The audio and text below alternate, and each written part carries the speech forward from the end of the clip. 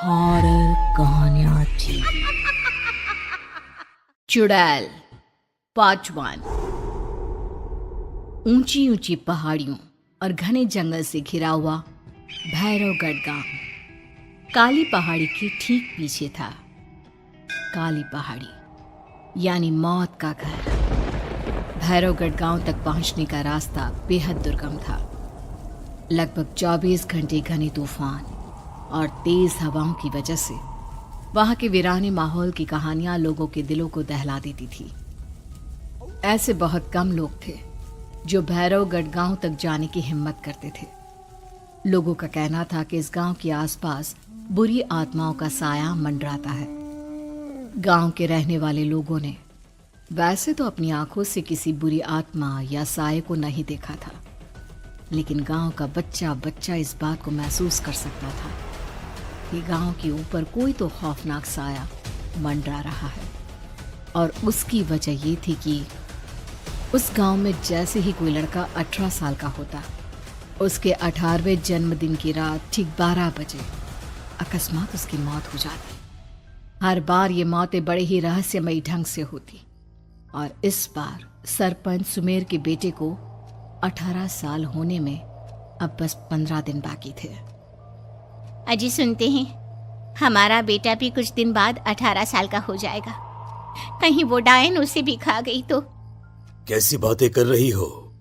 जब वो इस गांव में ही नहीं है तो कोई भी डायन या बुरा साया उसका कैसे कुछ बिगाड़ सकता है? उसे कुछ नहीं होगा। हाँ जानती हूँ, आपने उसे पढ़ाई के बहाने इस गांव से बाहर निकाल शहर भेज दिया है, लेकिन ये भी तो सच है ना कि वो बार बार यहाँ आने की जिद करता रहता है।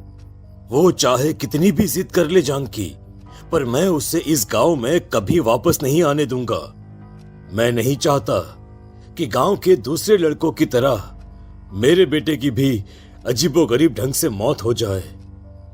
कभी कभी तो लगता है कि हम सब गांव वालों को हिम्मत करके अपने गांव को इस बुरी आत्मा से छुड़वा लेना चाहिए।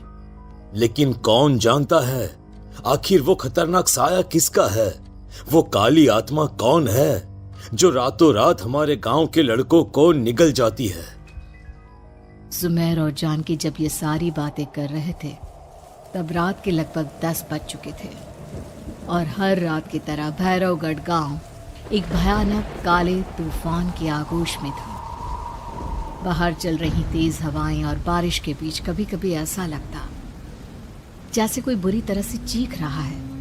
किसी के तड़पने और चीखने की आवाजें गांव के कानों में बार बार टकराती, पर वहां रहने वाले किसी भी औरत या आदमी के अंदर इतना साहस नहीं था कि वो अपने घर से बाहर कदम रख के उन आवाजों तक पहुंच सके। सो जाओ जानकी और घर के खिड़की दरवाजे कसकर बंद कर दो।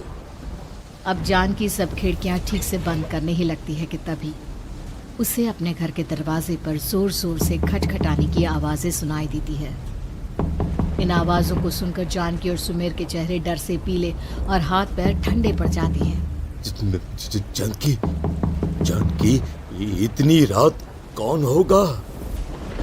पता नहीं, ऐसा लग रहा है कोई बुरी तरह से दरवाजा खटखटा रहा है। अरे हाँ, पर किसी की आवाज भी तो नहीं आ रही। क्या करूं? दरवाजा खोल लूं या नहीं? कहीं ऐसा ना हो कि किसी को हमारी मदद की जरूरत हो। लड़खड़ाते कदमों से सुमेर दरवाजे के करीब जाता है और अपने कान को दरवाजे पर रख धीरे से आवाज देते हुए पूछता है, कौन कौन है? कौन है वहां? तभी एक बेहद डराने वाली आवाज उसके कानों से टकराती है। दरवाजा खोलो, दरवाजा खोलो, वरना आज की रात इस गांव में कोई जिंदा नहीं बचेगा। मैं जानती हूँ तुम्हारा बेटा 18 साल का होने वाला है। अगर उसकी जान की जरा भी परवाह है तो दरवाजा खोल दो। इस आवाज को सुनते ही सुमेर घबरा कर पीछे हट जाता है और जानकी को पूरी बात बताता है। कहीं वो डायन हमारे घर तक तो नहीं पहुंच गई? अब हम क्या करेंगे? मुझे दरवाजा खोलना ही होगा जानकी। मेरे पास अब कोई रास्ता नहीं है। इतना कहकर सुमेर डर से अपनी दोनों आंखें कसकर बंद करता है और कांपते हाथों के साथ झटके से दरवाजा खोल देता है। तभी किसी के जोर से हंसने की आवाज सुमेर और जानकी को सुनाई देती है। उस आवाज को सुन दोनों दरवाजे की तरफ देखते हैं और सामने अपने बेटे राहुल को खड़ा देख दंग रह जाते हैं। राहुल के हाथ में उसका मोबाइल होता है जिसमें से वो आवाज बज रही थी। ये क्या मजाक है? और तू यहाँ, तुझे मना किया था ना गांव में आने को, समझ में नहीं आता क्या? 18 साल का होने वाला है तू। माँ, आप लोग भी पता नहीं किन अंधविश्वास भरी बातों पर भरोसा करते हैं। क्या क्या मैं अपने घर नहीं आ सकता? आप लोगों से नहीं मिल सकता? देख बेटा, हमने तुझे किसी वजह से ही इस गांव से दूर रखा था और यहां आकर तूने अच्छा नहीं किया। चल चल चल, मैं तुझे अभी के अभी वापस शहर छोड़कर आता हूं।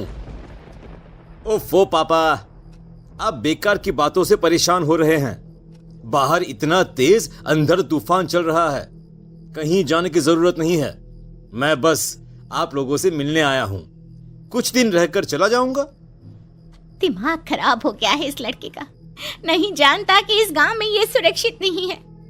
किसने कहा था तुझे यहाँ आने को?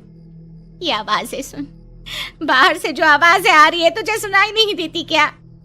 अरे माँ, जब जोर से तूफान चलता है, तेज हवाएं चलती हैं, तो इसी तरह की आवाजें आती हैं। ये बहुत नॉर्मल है माँ। नॉर्मल होगी तेरे लिए बेटा। 4 दिन शहर में पढ़कर आया है तो अपने माँ बाप की बात नहीं मान सकता। माँ, मुझे अभी बहुत जोरों से भूख लगी है, पहले कुछ खिला दो, और रात भी बहुत हो गई है। हम इस बारे में कल बात करते हैं, ठीक है? राहुल के वापस आ जाने से जानकी और सुमेर की आंखों की नींद उड़ गई थी। खाना खाने के बाद राहुल तो अपने बिस्तर पर जाकर सो गया, लेकिन जानकी और सुमेर पूरी रात उसके कमरे के बाहर पहरेदारी करते रहे। उन्हें पल पल इसी बात का डर था कि कहीं उनके बेटे को कुछ हो ना जाए। रात बीतती है, सुबह का सूरज निकलता है। अब जैसे ही वो राहुल को नींद से जागते देखते हैं तो उन दोनों के दिल को सुकून मिलता है। अरे माँ, पापा, आप अभी तक यहीं बैठे हैं? क्या पूरी रात सोए नहीं? जिनकी जवान बेटी की जान को खतरा हो, उन माँ बाप को नींद नहीं आती बेटा। बेटा, अब तो वापस शहर चला जा। देखो माँ, मैं किसी जरूरी काम से इस गांव में आया हूं, और वो काम पूरा होने के बाद मैं खुद यहां से चला जाऊंगा। काम? गांव में तेरा क्या काम है? पापा, मैं बचपन से ही इस गांव के बारे में बेहद डरावने किस्से सुनते आया हूं, इसीलिए अब मैं उन्हीं किस्सों के ऊपर डॉक्यूमेंट्री फिल्म बनाऊंगा। रिसर्च करना चाहता हूं कि आखिर सच्चाई है क्या। हे भगवान, लो जी, सुन लिया, और भेजो इसे पढ़ने के लिए शहर। मैंने आपसे पहले ही कहा था, मेरी बहन के पास दूसरे गांव भेज दो। ना ये शहर जाता और ना उल जुलूल की बात इसके दिमाग में आती। जानकी और सुमेर राहुल को समझाने की बहुत कोशिश करते हैं, पर वो किसी की बात नहीं सुनता और अपना कैमरा लेकर गांव की पास वाली काली पहाड़ी की तरफ निकल जाता है। अब राहुल जैसे ही काली पहाड़ी पर पहुंचता है, उसकी नजर पहाड़ी के ठीक बीचों बीच बनी एक पुरानी झोपड़ी पर पड़ती है। यहाँ भी कोई रहता है क्या? ये इंटरेस्टिंग होगा। राहुल की आवाज पहाड़ों से टकराकर उसके कानों में सुनाई दे रही थी। उसने चारों तरफ का नजारा देखकर वहां की तस्वीरें अपने कैमरे में उतारना शुरू कर दिया। तभी अचानक राहुल ने अपने कैमरे में खींची हुई तस्वीर को जूम करके देखा, और उसमें उसे जो नजर आया वो देखकर राहुल के होश उड़ गए। क्या सचमुच उस गांव के ऊपर किसी बुरी आत्मा का साया था? क्या राहुल की जान बच पाएगी? क्या देखा था राहुल ने उस फोटो में जिसे देखकर वो दंग रह गया? इन सवालों के जवाब जानने के लिए देखिए इस कहानी का अगला भाग।